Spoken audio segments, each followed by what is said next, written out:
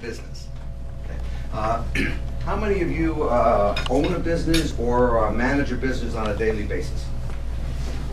Okay, those of you, keep your hands up. Those of you who have a written strategic plan for what you're going to accomplish and how you're going to do that in 2010-11, keep your hand up. Everybody else put your hand down. And of the two we have left, do either of you gentlemen have an exit plan as part of your strategic plan? Okay. Wow. Okay. So that's what we're going to talk about today. I'm not at all surprised. I actually would have been surprised had the results been the other way. For more than half of the 22 years that I owned my company, I didn't have an exit strategy. I had, as Ingar said, this vague notion that I'd sell my company like I saw lots of other people in government services doing. And that notion kept me going through some hard times. I first started to follow M&A transactions a few years after I started my company, when the government services industry was rocked by the news that a firm called Advanced Technology was sold to Black & Decker for $140 million. Kind of thing. Now, I had competed against Advanced Technology, called AdTech, a couple years in my earlier jobs, and they always kicked our butt during the defense build-up during the Reagan administration. But this transaction was particularly curious because, for two reasons. Number one, why would the owners of a rapidly growing company sell it, and very highly profitable? And why would a firm like Black & Decker, who knew nothing about government services, spend a whole bunch of money to get into that industry? Okay. The next 18 months showed that they didn't understand the business because they sold it again. But in any case, the four founders of Advanced Technology walked away with a cool $35 million each. Not bad in 1988 for a company that was started in 1976.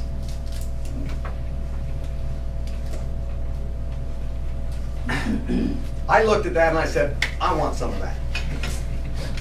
Okay, at the time, my company was probably about $3 or $4 million in annual revenue, and I said, that's really neat.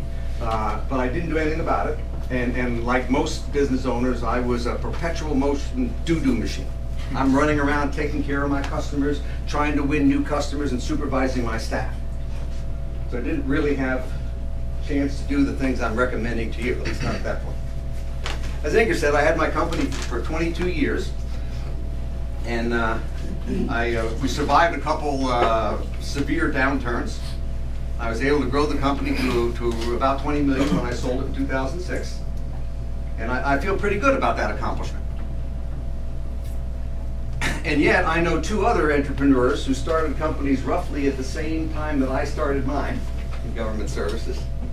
I was good friends with them. One of them grew his company to 300 million before it was sold, and the other one grew it to 75 million before it was sold. Needless to say, their companies were sold for a whole bunch more money than mine. Okay. Neither one of those guys worked as hard or as long as I worked. They didn't have my academic credentials or business experience. So what did they do that created a company that was so much more valuable? What did they do that I didn't do? Lie, cheat, and steal. No, I don't think that was the reason. At least there was no evidence of that that I'm aware of. Actually, there were several reasons. Number one, both of those guys had a real executive management team from the beginning. Okay, my management team was a group of project managers. So my biggest project manager was called a vice president. All right, so we didn't really have an executive management team. With a real executive management team, they were able to go after multiple new lines of business at the same time, whereas I was stretched to take care of what I already had and spend extra time going after new things. The other thing is, I look at what they did. They hired employees because of their customer relationships, whereas I hired employees because of their skills. So even though I had a highly skilled staff, they were growing much faster. And the third reason, when I look at these other two companies, they formed real strategic partnerships.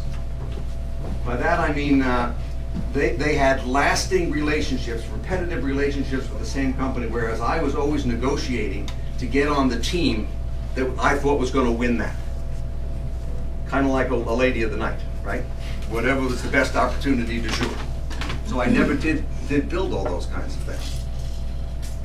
Okay.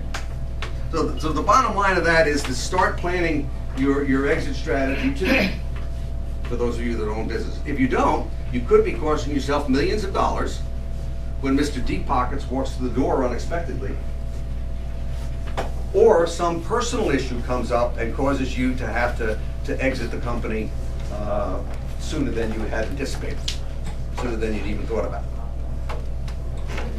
Ingar told you I had two failed attempts to sell my company. Okay. Okay. Both of them were impromptu. I wasn't looking to sell my company. The buyers came to me. And I, of course, wasn't ready because I hadn't even thought about selling the company. And both of the deals fell through. I was a slow learner. It took me two failed attempts to learn that I really needed an exit strategy. So I hired some professional help. And with their help, we developed what I call Plan A, Plan B, and Plan C. Okay. Plan A was to sell my company to the management team. So we put in a stock subscription program where employees and managers bought stock. I actually involved the management team in financial matters, including reviewing the financial statement every month. They participated in board meetings, one as a member and the others routinely making presentations. Except that when it came time to sell the company to them, they said they didn't want to sign the personal guarantee that was on the loan. Everything went through. We were able to get, actually had two banks to provide the loan. But they didn't want to sign the personal guarantees. So we went on to Plan B. Plan B was to sell the company to a third party. I felt pretty comfortable that that was going to work because I routinely had buyers and investment bankers coming to me wanting to sell a company that was in the government services space after 9/11, hot industry. But if I didn't find somebody that was willing to pay the price that I thought was reasonable, my Plan C was to retire and manage the company as chairman of the board. Okay. To set that one up, I started working 4 days a week and then 3 days a week, and actually when I sold the company I was working 2 days a week. The interesting thing is that all these things I did to prepare for Plan A and Plan C helped the company in general, across the board, right? Building a real executive management team, which I only started to do about 5 years before I sold the company, was important for Plan A, but it was also very attractive to the third party buyer in Plan B. And of course it would have been essential in Plan C.